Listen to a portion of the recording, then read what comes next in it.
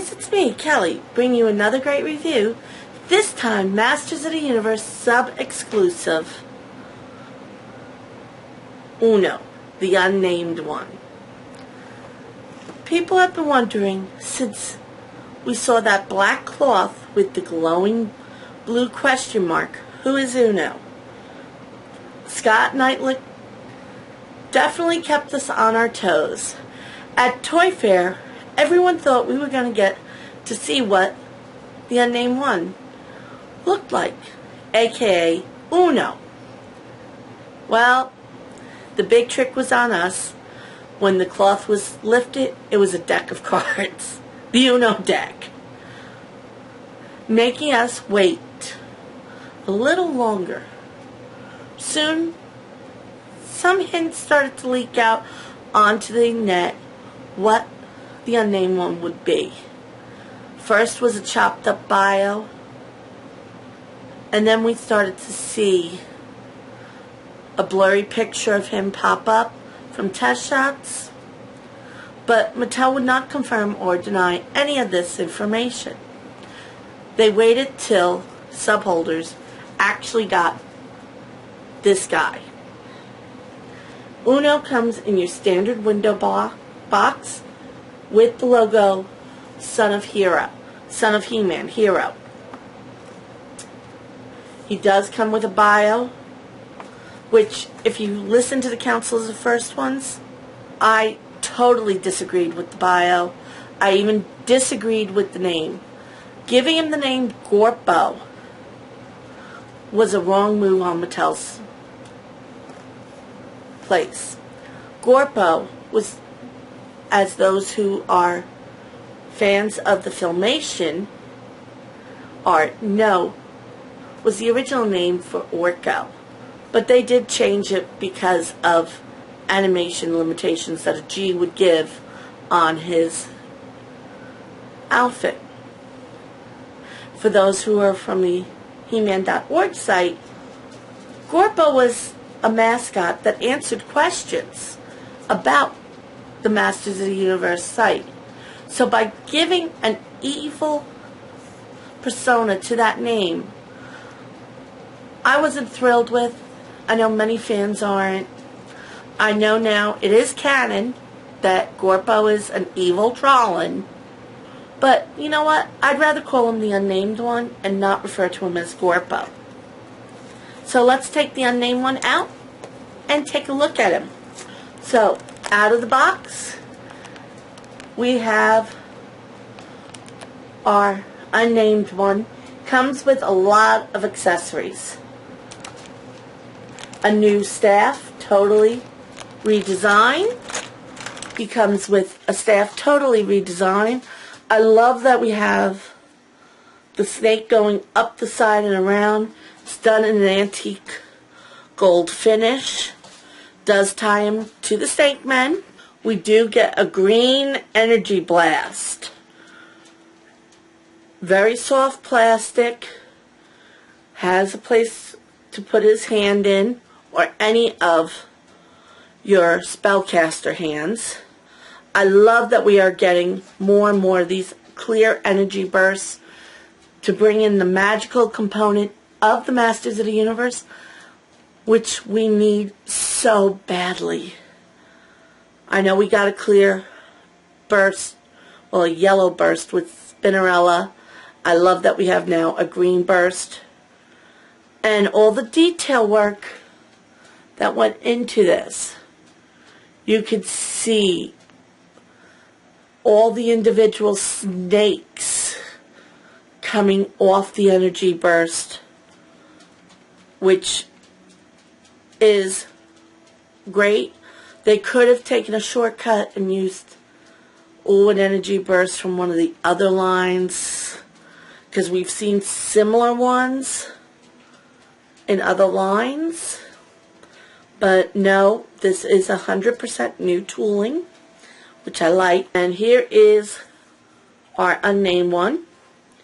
He does come with the stand, so he does look like he's floating. You can definitely know he's a Trollin. All new sculpt here. He does have head articulation, even though it's little, but mine's tight. I'm not going to complain. I'd rather have a tight joint than a loosey-goosey. He does have the Trollan inset eyes with the yellow, the scarf going across the face. I can actually see that with a little bit of adjustment being used for Driel. Maybe we're going to see her coming out soon. Does have the Trollan hat, but instead of being red, it is purple. It doesn't have a straight face to it. It's all ripped and shredded, so you can tell that he's gone through quite a bit. His arms are on ball joints, even though mine happens to be stuck. I mean, it's extremely tight on the one shoulder. He does have elbow joints, and there is some wrist articulation. I mean, as far as articulation, it's the same as we got with Orko. The sculpt on the outfit, though, I want to pop off the head so you can actually see. Nice, almost like a samurai feel to the top of his armor. Even the front is similar to a samurai, which I like. It gives us a little bit of variation. We do see the red skull. We've seen that in the mini comics and in the regular DC Masters of the Universe ongoing series. This skull popping up. In fact, we also saw the Unnamed One in the last issue of DC versus Motu. So, even though Mattel said they weren't working with DC, it's amazing how this little guy came out at the same time. And you see some of the features that were shown in the comic books appearing. He does have a sculpted in dagger that is sheathed, plus a purse to keep his magic in there. But there's another reason why I popped off this head. Came with a second head, a more sinister head, almost like a Hannibal Lecter face appearing, as we have his whole jaw covered and little teeth painted on. It does have also a little bit of a Roman influence with the way the top part of the helmet looks, with the gladiatorial, with the spikes, and of course we do see his yellow eyes. And if you look closely, you do see a couple of skulls, one on the chin and one right above the eyes. Makes you wonder, what is he planning? During the 2014 sub-series, we haven't seen many second heads. So it's nice getting a second head. I don't know how I'm going to display him. I might turn around and put that on an extra Skeletor body, because I do like that face sculpt, but I don't like it with the Trollan. I do like this head sculpt more for the body. We are in desperate need of some Trollans, and I like the fact that they decided, well, not all Trollans are good. But this is not the only thing we get in the packet. We do get a brand new mini comic. Thank you. It's bad enough we only get one of these a year. But I love that Mattel has decided to bring back some of the mini comics. Nice flashback to the 80s, and we get to see a few new characters in this, as well as a new design for She-Ra. The artwork is beautifully done by Axel Jimenez. Though the story, they could have actually split it into 3 separate comics. I think they tried to squish too much into one comic. But it's not the final battle. Even though they say it's the final battle.